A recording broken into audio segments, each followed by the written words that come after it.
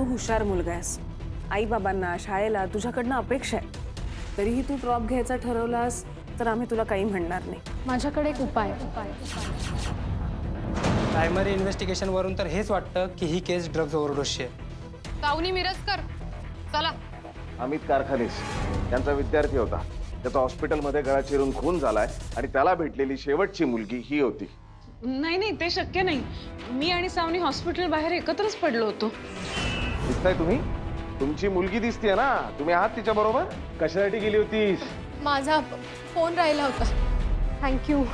घाबरू नकोस, पोलीस तुझं काही करू शकणार नाही. देव बाप्पा शपथ, मला खरंच नाही माहित हा कोण येतो. तू आम्हाला सांगितलं ना, विषय संपला. तसं बंदोबस्त करतो बघ मी. एकाला उचलायचंय. कोणतीही मुलं ना आपल्या आई वडिलांना मी आता पब मध्ये धिंगाणा घालायला चाललोय असं काही सांगत नाहीत. Blue haven pub. लक्ष ठेव तिच्यावर. Yes sir. जरा गरगरतंय. अगं ताप वगैरे नाहीये ना? नाही. अगं काय हे, केवढा वास येतोय त्या मेंटचा. याला नाही मारला ना तर तुमच्या शाळेतली आणखी मुलं मरतील, त्या अमित कारखानीस सारखी. आमच्या शाळेचं कॅन्टीन चालवतात अरुण व्यास. अमित कारखानीसच्या खुनाप्रकरणी त्यांना अटक केली. पॉसिबल आहे हे. मला नाही वाटत त्यांनी असं काही केलं असेल. मलाही. काय म्हणणं आहे त्याचं? बोलला का तो काही? का दिले होते पोरांनी पैसे त्याला? म्हणजे जो गुन्हेगार आहे तो सोडून तुम्ही सगळ्यांना त्रास देणार, नुसतं सगळ्यांना दम द्यायचा, ही कुठली पद्धत? आतमध्ये तू मला माझ्या कामाची पद्धत शिकवत होतीस ना. मुळात हे असे शब्द तुझ्यासारख्या बाईच्या तोंडी शोभतही नाहीत. Excuse me. हळू बोल. श्रद्धा अभय मिरजकर, माहेरची श्रद्धा व्यंकट सावंत. पुन्हा जर त्या अंकित बरोबर दिसलीस तर त्याचा हात कापून तुझ्या घरासमोर ठेवेन. नीट लक्षात ठेव, पुढे धोका आहे. कोण आहे यार हा? भयानक आहे हे. म्हणजे मी अंकितशी बोलले म्हणून कबूतर मारून घरासमोर ठेवलं याने. सगळं रिलॅक्स. रिलॅक्स काय? अगं विकृत आहे हे. कबूतर मारून ठेवलं यार घरासमोर. अगं हो सॅज, मला कळतंय तू काय बोलतेस ते. सॅज नट्स. पण त्याला कसं कळलं मी अंकितला भेटले ते? म्हणजे आम्ही तर अचानक भेटलो, आमचं ठरलं नव्हतं. म्हणजे तो माणूस माझा पाठलाग करतोय का? सॅज अगं किती पॅनिक होतीयस तू. हा ना निव्वळ फालतूपण आहे अगं. आणि हा ना कुणीतरी कॉलेज मधलाच आहे. चिंगूर असणार कोणीतरी. तुला कसं माहित तो आपल्या कॉलेज मधला आहे ते? अगं तू आणि अंकित कॉलेजमध्येच भेटला होतात ना, मग त्याने तुला तिथेच बघितलं असेल ना. पण आपल्या कॉलेजमध्ये इतकं विकृत कोण असेल? शोधूया आपण. तू हायपर नको ना होऊस, जरा शांत राहा. आणि अगं तुझ्या आई बाबांना यातलं काही सांगू नकोस. का काय? अगं कॉलेजला येणं बंद करतील तुझं ते. हाय सावनी. हाय. काय करताय तुम्ही? काही नाही. सावनी. अक्षय, माझं ना डोकं दुखतंय. आमच्या दोघींसाठी कोल्ड्रिंक आणशील का? आणतो ना, एवढं काय. हे घे पैसे. राहू दे. ओके, मी आणतो. जा ना लवकर. बावळट आहेस का तू? अगं हे असं काही झालं ना की आपले आई वडील ना आधी मुलींनाच घरात बसवतात. मुलांना काहीच फरक पडत नाही. मुलं जातात निघून आणि जेव्हा त्यांच्या लक्षात येते ना की मुली घराबाहेर येतच नाहीये, तेव्हा ते दुसऱ्या मुलीला फसवतात. होतं काय, तुझ्या कॉलेजला येण्याला रेस्ट्रिक्शन्स येतील. पण माझे आई बाबा असे नाहीये. असं प्रत्येकाला वाटतं साहेब. पण जेव्हा अशी सिच्युएशन येते ना तेव्हा सगळेच आई बाबांना सारखं वागतात. उगाच काहीतरी सांगायला जाशील आणि तूच अडकशील. आणि अगं सॅज, हे असे लल्लू पंजे प्रॉब्लेम्स ना मुलींच्या आयुष्यात येतच असतात. आणि तुझ्यासारख्या क्यूट मुलींच्या मागे ना पोरं असतातच ग. आणि हे सगळं घरी सांगायला तू काय आता ज्युनियर केजी मध्ये आहेस का? तुझा प्रॉब्लेम आहे ना, मग तू तुझ्या लेवलवर सॉर्ट कर ना. त्यात आई बाबा काय करणार आहेत? तुम्ही पोलीस कंप्लेंट करा. अभय म्हणालाय त्याची काही गरज नाहीये, तो करेल हँडल. सीसीटीव्ही फुटेज चेक केलं? हो केलं. तुला सांगू का, आमची सोसायटी खूप जुनी आहे, त्यामुळे जेमतेम 2 CCTV आहे आणि त्यातला एक बंद आहे हे आम्हाला परवा कळलं. जो सुरू आहे त्याची डिरेक्शन समोरच्या बाजूला आहे, त्यामुळे मागच्या कंपाऊंड वॉलवरून कोणी उडी मारून आलं तर ते येणार नाही. ते अगं मग काय उपयोग? अवघडच आहे सर. नाही नाही, अवघड वगैरे काही नाहीये. हे सगळं कोण करतं हे चांगलं माहित आहे मला. म्हणजे माझ्या वचपा काढण्यासाठी किंवा मला घाबरवण्यासाठी हे सगळं करतायत. म्हणजे या 2 मिनिटात कोण येऊन जाणार आहे? नाही, हे सगळं त्या टार्गेट पोरांचंच काम आहे. मला सगळी लफडी माहिती आहे यांची.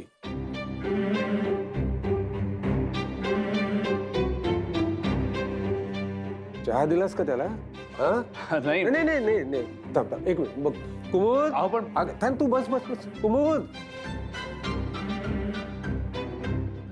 यांनी सांगितलेलं लॉजिक पटतंय तुला? मला एका माणसावर संशय आहे. कुणावर? मग चल आपण पोलीस स्टेशनला जाऊ. ते त्याला अटक करतील आणि सोलवटून काढतील. नाही तसं नाही करणार ते, का? कारण तो स्वतः पोलीस आहे. इन्स्पेक्टर विजय भोसले.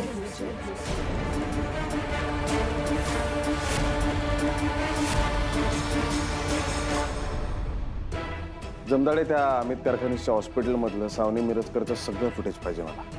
तर ती पोरगी निर्दोष आहे हो. तिच्या विरुद्ध काहीच नाही सापडलं. कॉल रेकॉर्ड्स पण क्लिअर आहेत. कशाच्या बेसिसवरती तिला आपण टार्गेट करायचं आहे?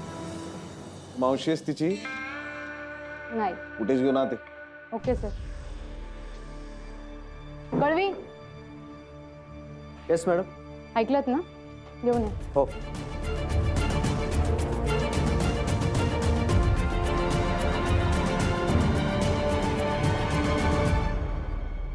तू मला सोडलंस त्यानंतर मला तो दिसला होता आणि त्याने खुणेने मला सांगितलं की माझं तुझ्याकडे लक्ष आहे. असं का करेल? गुरुमाऊली गुरुमाऊली.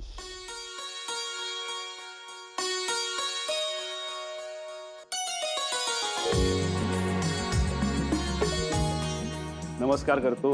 गुरुमाऊली गुरुमाऊली. बरं, यावेळी आहात ना? मागच्या वेळेला तुम्ही आहात म्हणून भेटायला आलो, तर तुम्ही गेला होतात. रात्रीच्या गाडीनं जाणार आहे मी. कुठे? पुन्हा नर्मदा परिक्रमा. ऋषिकेशला जाणार आहे. हे कधी ठरलं? गुरुमाऊलीने ठरवलं. आणि आत्ता कुठे जाऊन आलीस तितक्यात? व्यंकटला भेटून आली.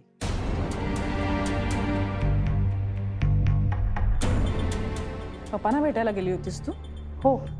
का गेली होतीस पण? का म्हणजे तो माझा नवरा आहे. शरीरानं आणि मनानं आम्ही जरी एकत्र नसलो तरी कायद्याच्या दृष्टीनं कागदपत्रावर अजूनही तो माझा नवरा आहे. चला मी जरा चहाचं बघते. मी पण येते, मला आवरायचंय जरा. मग नवीन काय लुटलंय पप्पांनी?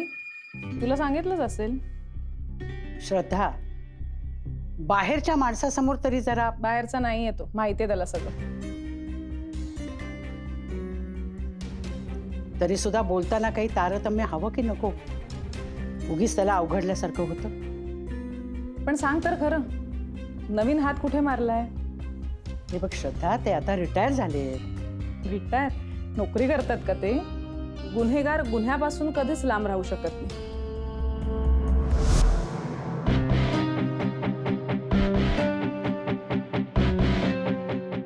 गुन्हेगाराला असं वाटतं की आपण गुन्ह्यापासून लांब चाललो, तेव्हाच तो पकडला जातो.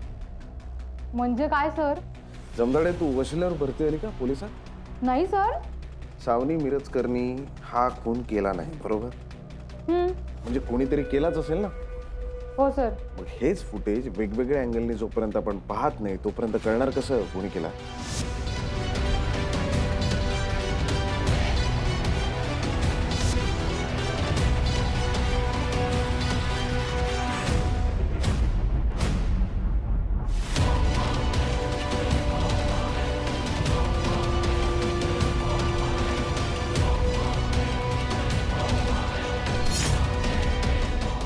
जमदाडे, सर. प्रेस कॉन्फरन्स सुरू झाली का? हो सर, आत्ताच चालू झाली असेल. लॅपटॉप घेऊन चल माझ्याकडे.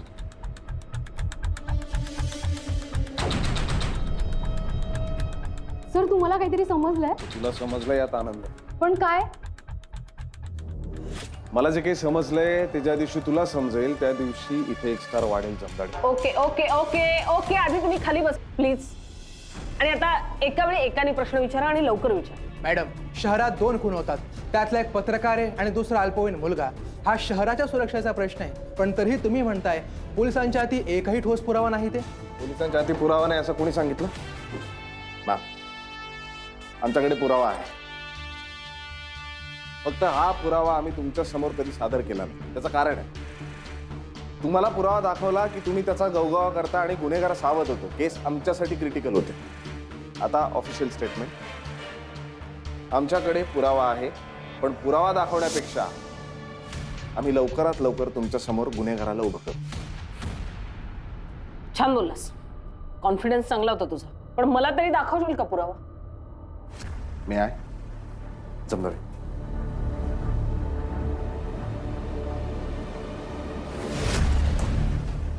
सी मॅडम, आपण अख्खा फोकस सावनी मिरजकरवर केला होता, बरोबर?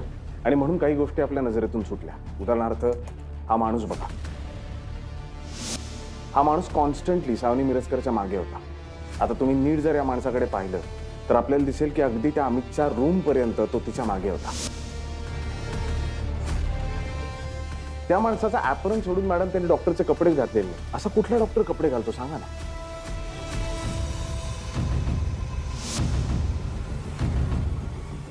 अरे पण त्याचा चेहरा नीट दिसत नाहीये, पकडणार कसा त्याला?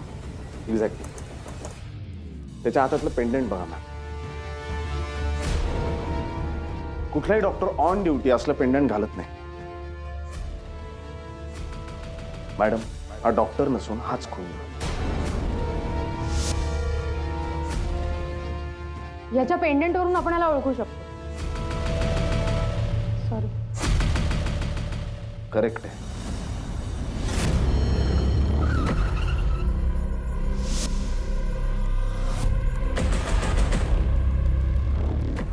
मी बोलतो साहेबांशी. हो, नक्की बोलतो. हा बोल रे भाई, काय मॅटर? थोडं पर्सनल. ओके, इथे थांबा. ये बोल. एक प्रॉब्लेम झाला, म्हणजे तुमच्यासाठी एकदम छोटासा आहे. काय रे बाबा, आपल्या जमिनीचा काही इश्यू नाही ना? नाही साहेब, मग जमिनीच्या व्यवहाराला कोणी हात पण नाही लावू शकत. पर्सनल प्रॉब्लेम आहे.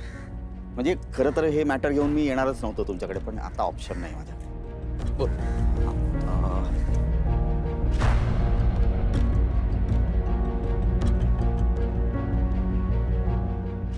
एका पर्सनल इन्व्हेस्टमेंटसाठी मी एका पार्टीकडनं 15 लाख रुपये उचलले होते.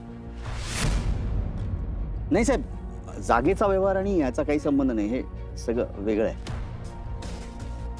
तो बिझनेस वर्कआउट झाला नाही, पैसे बुडाले. आता ती पार्टी ना हात धुवून पाठीमागे लागली. अभय, तर तो आपला माणूस आहे, पण तरी 15 लाख जरा जास्त आहे. कर्ज म्हणून मिळतील? अरे कर्जाची काय भाषा करतोस? फक्त आता लगेच मॅनेज होतील की नाही ते सांगता येत नाही. तू एक काम कर, उद्या ये. उद्या? साहेब, 2 दिवसामध्ये त्यांना पैसे परत करायचे. अरे उद्याचा दिवस तरी देशील की नाही मला? मी देतो ना नक्की, उद्या. साहेब, ते आले. पाठवतो. अभय, तू निघ आता, मला एक महत्वाची मीटिंग आहे. उद्या सकाळी येत. नक्की. हो.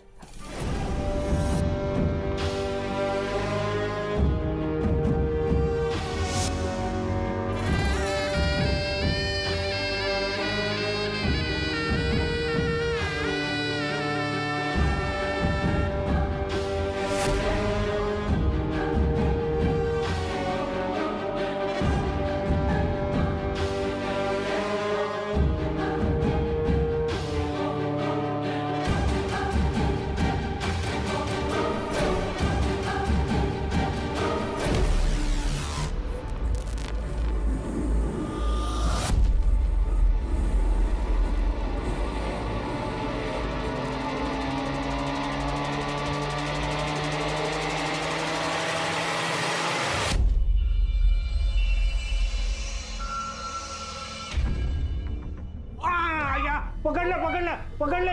या सगळे.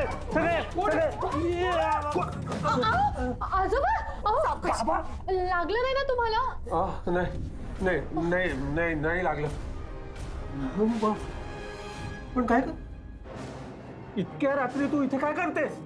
ते जेवल्यावर शतपाव. तुम्ही काय करताय हे? पोलीस शिरलाय त्यांच्या अंगात. पोलीस शिरलाय? त्यांना डिटेक्टिव्हगिरी करायची हुक्की आली. त्यांना वाटलं तो कबूतर ठेवून गेलेला माणूस आज परत येईल, म्हणून पहारा देत बसले होते. काय हो, सापडलं का कोणी? नाही, मला माहिती आहे तो माणूस कोण आहे. तो इथलाच कोणीतरी आहे. कोण आहे आजोबा? अरे आपल्या इथेच असणारा तो माणूस आहे. हो, आता एक काम करा, तुम्हीच पहारा देत बसा, त्या वॉचमनला काढून टाका.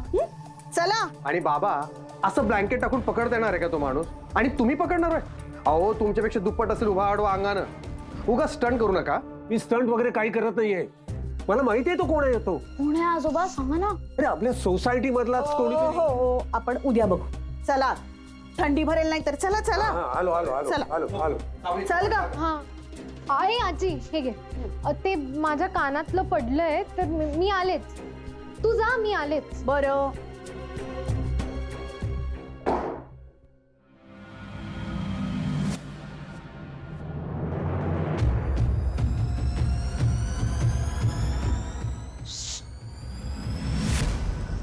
कोणाला काही कळलं नाही ना?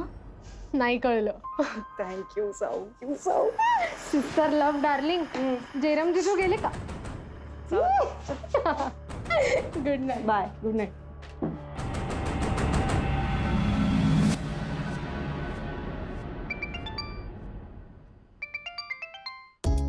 Hello darling.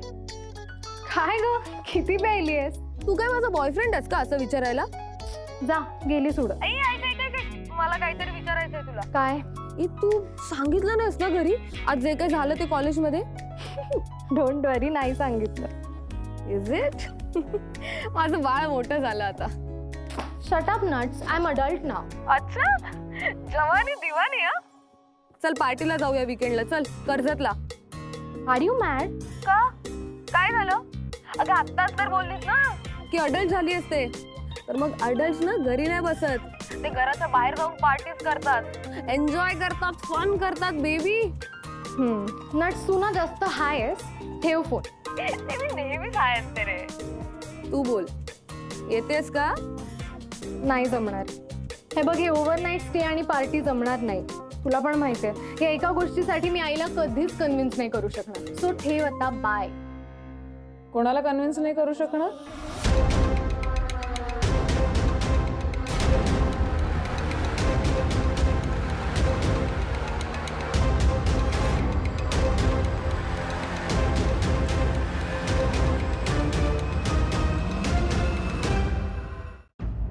कोणाशी बोलत होतीस? अगं भाग्यश्रीचा फोन होता. तिचं सेकंड होम आहे कर्जतला. तर तिथे ओव्हरनाईट पिकनिक प्लॅन करतात. पण मी त्यांना सांगितलं की मी नाही येत म्हणजे आई नाही पाठवणार. मी का नाही पाठवणार? तू कुठे पाठवतेस असं ओव्हरनाईट स्टेला? अगं कंपनी काय आहे त्याच्यावर अवलंबून असतं ना ते. भाग्यश्री असेल तर काहीच प्रश्न नाहीये. थांब मी तिच्या आईला फोन करते. का? कशाला? अगं विचारायला सगळे डिटेल्स म्हणजे जागा वगैरे सगळं. अगं पण आम्ही स्कूलच्या पिकनिकला जातोय का हे असं आयांनी ठरवायला? अगं नाही तसं नाही. म्हणजे त्यांच्या विकेंड हाऊसला ठरवलंय तर त्यांच्या परमिशननेच जाणार असाल ना. म्हणजे त्यांनी काहीतरी ठरवलं असेलच. बरं कोण कोण जाणार आहात तुम्ही? हे बघ आई मला ना जायचंच नाहीये. मला बोर होईल. भाग्यश्री बरोबर बोर होईल? ती नाही ग पण बाकीचे बोर होतील. कोण आहेत बाकीचे? आहेत ग तिचे काही फ्रेंड्स. मी नाही ओळखत. एक मिनिट. तू बोर होणार म्हणून जाणार नाहीयेस का काही वेगळं कारण आहे? आता अजून काय कारण असणार आहे? ओके वैतागू नकोस. हे बघ मला माहितीये मी तुझ्या बाबतीत जास्त प्रोटेक्टिव्ह वागतेय.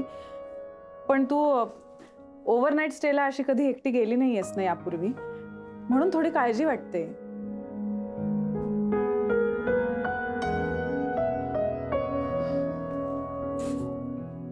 कसं आहे ना साऊ, एखादी घटना आपल्या आयुष्यात आपल्याला कायमचं हादरवून टाकते. लाईफ लॉंग इम्पॅक्ट करते. माझंही बहुधा तसंच झालंय. तुला आठवणार नाही 4-5 वर्षांची असशील तू. मी तुला घेऊन पहिल्यांदा ट्रेनने जाणार होते. आणि फार लांब नाही पार्ल्याहून बँड्रापर्यंत. माझ्याकडे खूप सामान होतं. एका हातात सामान धरलं होतं आणि एका हाताने तुझा हात धरला होता. ट्रेन आली, खूप गर्दी होती. तेव्हाच मी ठरवलं ही ट्रेन सोडायची. पण गर्दीने मला आत लोटलं. माझा हात सुटला. मी आत आले आणि तू तिथेच राहिलीस. मी बाहेर येण्याचा खूप प्रयत्न केला पण नाही जमलं मला. आणि तेवढ्यात ट्रेन सुटली. मी कशीबशी पुढच्या स्टेशनवर उतरले आणि उलटी ट्रेन पकडली. वेळेला स्टेशनवर उतरले ना त्यावेळेला तू शांतपणे बसली होतीस, रडतही नव्हतीस. मला बघितलंस, मला मिठी मारलीस. मीच कावरी बावरी झाले होते. साऊ तू बरी आहेस ना, तुला काही होत नाहीये ना, तू घाबरली नाहीयेस ना. सुचेल तसे प्रश्न विचारत होते तुला. तू मला म्हणालीस, आई मी शहाणी मुलगी आहे ना. काय बोलावं सुचेच ना मला. पण आजपर्यंत ती 15 मिनिटं माझ्या आयुष्यातला सगळ्यात घाणेरडा काळ होता. अजूनही काटा येतोय अंगावर. त्यावेळेला तू हरवली असतीस किंवा तुला काही झालं असतं तर काय केलं असतं मी.